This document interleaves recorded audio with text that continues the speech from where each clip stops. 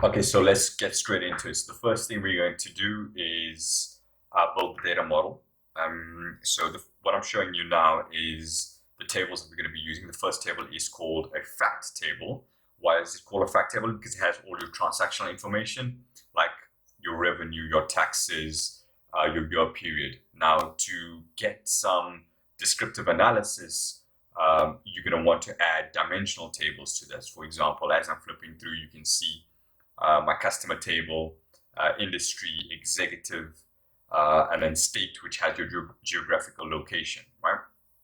So those are all your descriptive tables that adds the further analysis, if you may call it, to your dashboard or your report.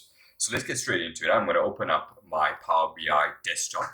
Now, Power BI desktop sometimes may take few seconds to open. Depends on the specs of your machine. Okay, we got it up and running. I'm just going to close all these tabs. All right. Okay, so I'm just going to save it on my desktop. I'm just going to call it customer profitability. It's a sample, as I mentioned earlier, from the Microsoft website, and it's a audience that has provided the data. Okay, so I'm going to import my Excel spreadsheet. So customer profitability, and you're going to see the list of tables that are going to be available for selection. Okay, there we go. So let's go through them. So as you click on them, you will be able to preview the data. So customer, date, executive, the fact, and then all the rest of the tables. So if you want to add the tables, you just click on it. You'll see the yellow tick next to it. So what I'm doing is I'm adding all the tables to my dashboard or my data model. Now you can see on the scenario table, seems like there's an issue. So if I go back to my data model, my data set, I can see there's only supposed to be actual budget, and under the scenario key, it's supposed to be 1 and 2. So that's a bit of an issue, but I'm going to show you how to resolve these type of issues within Power BI. And once again, you don't have to code. All you got to do is you'll be able to transform your data using a couple of clicks. All right. So the data is busy loading within the model. Once again, it depends on your dataset size. It may take longer if you have a large dataset, but this is pretty small, so it shouldn't take too long. Okay, there we go. Your data is loaded. You can see the tables on the right, and there's a couple tabs on the left. I'm just hovering on them. That's the data. The one at the top is the report.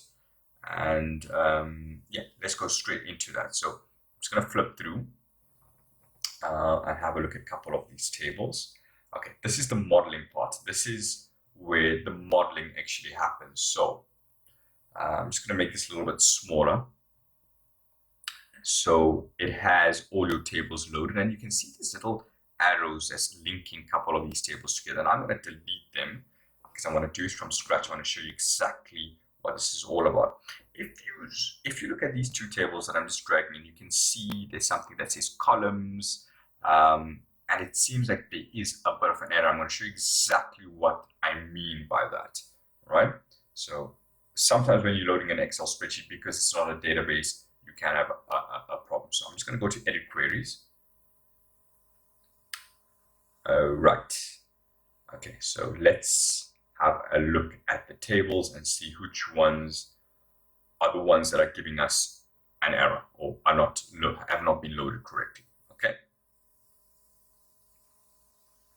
All right, so we can see scenario is giving us an issue, right? So it's supposed to only show actual budget and 1 and 2 for the scenario key. So if you want to get rid of these blank fields, all you got to do is click on remove rows and remove blank rows.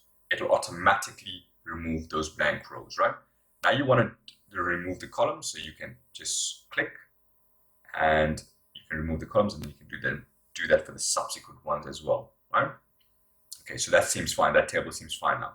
The next one is the state. Now you can see it doesn't have your column headers. Right? If you look at use first row as headers, if you click on it, you'll see it automatically will use your first row as headers. Once you completed that, you can see close and apply. It'll apply those changes to your data model, and bang, on point. Okay, so as I said, I'm going to delete these joins and I'm going to redo them from scratch just for you. Okay, so right click, delete. Let's delete all of these joins. Now Power BI is very clever. It automatically detects them if your data set has commonality in terms of names, but not all of the columns have those common names. So we're going to do them from scratch, and we're going to ignore the ones that auto joined. Okay, so if you want to create relationships, which you should if you're going to be creating a dynamic model, what you're going to have to do is you're going to have to create joins. So either in SQL terms, left joins, right joins. If you're not a technical user, don't have to worry about that. I'm just going to show you how to create those relationships. So you click on manage relationships, and the first thing you're going to do is you're going to click on new. Now you're going to use your primary table, which is your fact table, which is your largest table, and you're going to join it to the common keys. So the grayed out area shows it automatically chose the join for you. But if it didn't, you will be able to choose another column and join them. So you automatically see I'm just linking up the tables together, creating a new one again. So I'm going to say fact to scenario. There we go. Scenario key to scenario key. Fantastic. The next one I'm going to do is the date. You see it automatically figures out which columns to join on. So in a lot of the cases, you don't have to join them. It'll automatically do it for you. Then it's fact to customer. So you can see the top name, customer key, joins to customer, and it doesn't have the same name, but it joins because it figures out that it has similar data. So it automatically does a join for you. And then we're going to do the other tables. So the next one is going to be business unit, which is BU, and we're going to join into executive. Okay, and we're going to join the BU key on the ID key. So you can specify in this case, right? Okay. Then we're going to do customer and state.